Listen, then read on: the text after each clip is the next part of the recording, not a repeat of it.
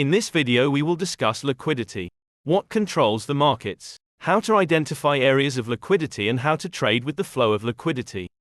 First things first. What is liquidity? Liquidity simply means money. Trading with liquidity is simply the ability to spot areas where the big money flows in the market and riding the wave with them. You either trade with the flow of liquidity or you become the liquidity for the profitable traders. 95% of the total volume in Forex or any other market for that matter is controlled by algorithms, things like EA, AI and bots. The remaining 5% is us, retail traders. Most traders live in a false reality where they are convinced the banks and institutions hunt their stop losses. That's the definition of liquidity, which is totally untrue.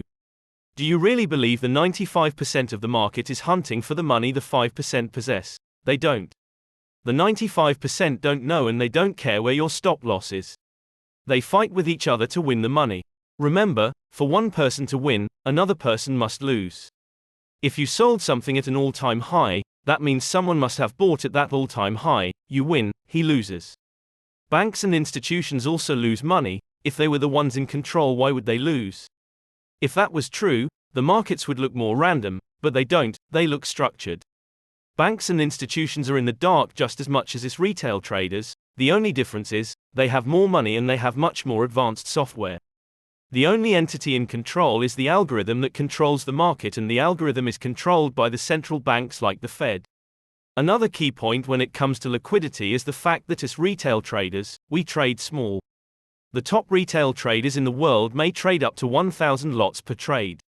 With a daily volume of multiple trillions of dollars, this means we can enter the market at any point and our orders get filled almost instantly. The big players cannot do that.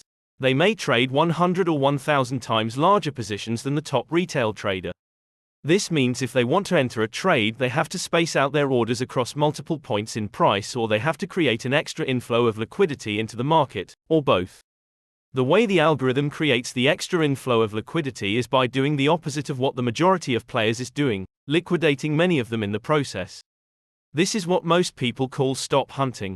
However, keep in mind, the algorithm doesn't know where your stop loss is. It only knows where the orders are. The algorithm pushes the price to trigger the majority of active orders only to reverse the price and stop them out. This is how it creates the extra liquidity for it to fill its own orders. That's the end of this theory talk. Let's look at some chart examples now. Analyzing the highs and lows is very crucial in our strategy. Also the wicks, that's where most of the action happens. Each high and low has liquidity sitting below or above. There are buy orders above every high, and there are sell orders below every low. It makes no sense to me, but that's just how it is. Now if you follow what I said before, you should know that price will likely take out both sides of liquidity before going in its desired direction. Let me turn on my lines. Almost every high and low in this chart was manipulated, broken or swept. That's why the majority of traders never win.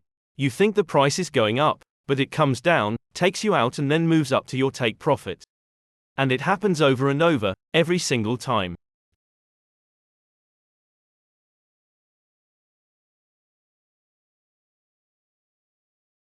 Just look at this. The price is moving up, creates a high and comes down below the previous structure.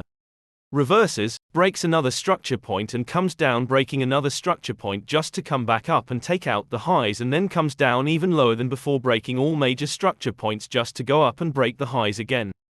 This chart literally has liquidity sweeps at almost every structure point. The market is designed to move against you. No matter how good you're at trading, you will never be able to predict where price goes 100% of the time. But there are ways in which you can limit your losses. Well, just one way, to be honest. Patience. The only thing you can do to not become the liquidity is to be patient. If you were trying to buy this, you wouldn't want to buy at every point in structure. That's stupid. You want to wait for the major structure points to be broken. Only then you can enter your trade. This is our first major point in structure because this bullish move had a significant break of structure here.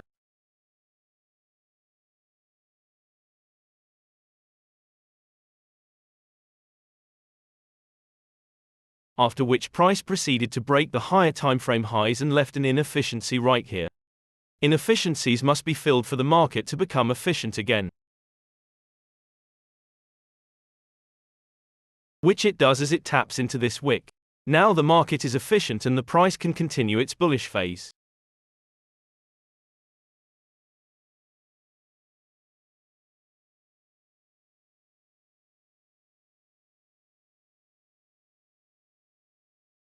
Same goes if you tried to short this. Whenever you see a huge momentum breaking a major high or low, you can expect a major reversal incoming. The huge momentum is just a trap. In this case, it's a trap for the buyers. You would probably get some lower timeframe confirmation before this move happened. But as you can see, this initial down move created an inefficiency which was tapped into with this wick. Then price proceeded to break structure, adding confirmation to our short bias. Even if you missed this initial entry, you had another opportunity where price taps into some lower timeframe imbalance and then just melts down to our major point in structure. These points in structure not only are your entry signals, but it's also your take profit. Another thing to look at are equal highs and lows, also known as double top or double bottom. These are essentially points of liquidity that have to be taken out. You can also use them for your profit targets. Most traders would look at this and think, we're turning bearish, but we don't. Although this was a very big move and you still could have profited from it, price came back above the equal high, liquidating the greedy sellers who didn't take profit because they expected a big reversal. Same here, equal highs, price comes down and then breaks above. Same goes for equal lows.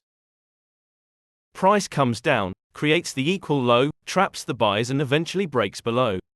One thing you should keep in mind. Equal lows are not equal if the second low is broken.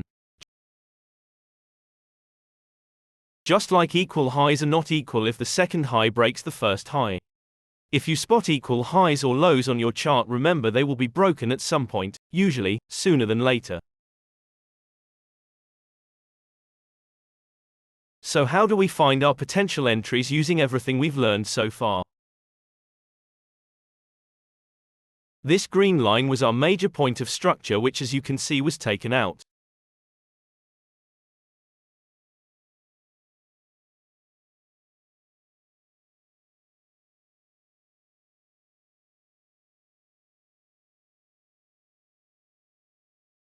Price ranged for a while, building up liquidity and potentially trapping the early buyers.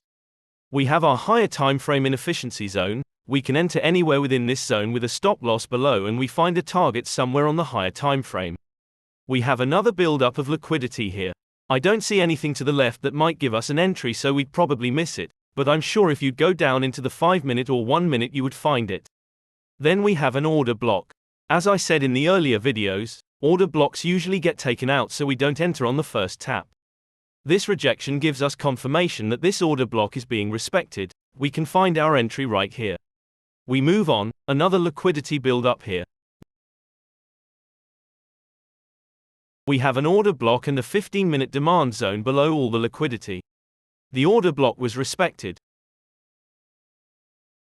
But you wouldn't enter like we did before because this move created the equal highs. And as you already know, equal highs get taken out and they're your targets. We enter within our demand zone. Let me mark these trades on the chart.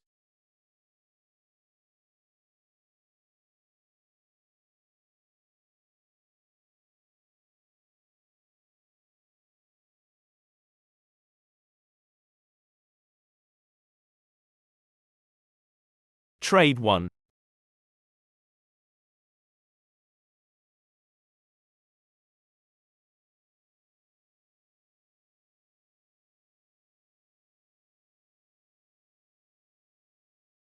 Trade 2.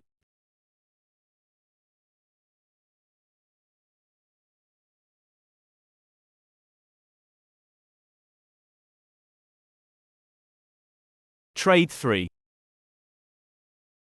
Let's see how much we could have gotten at the peak. Over 1 to 50.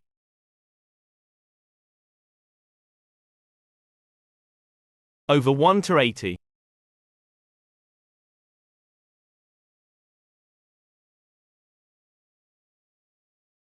And over 1 to 40. How insane is that?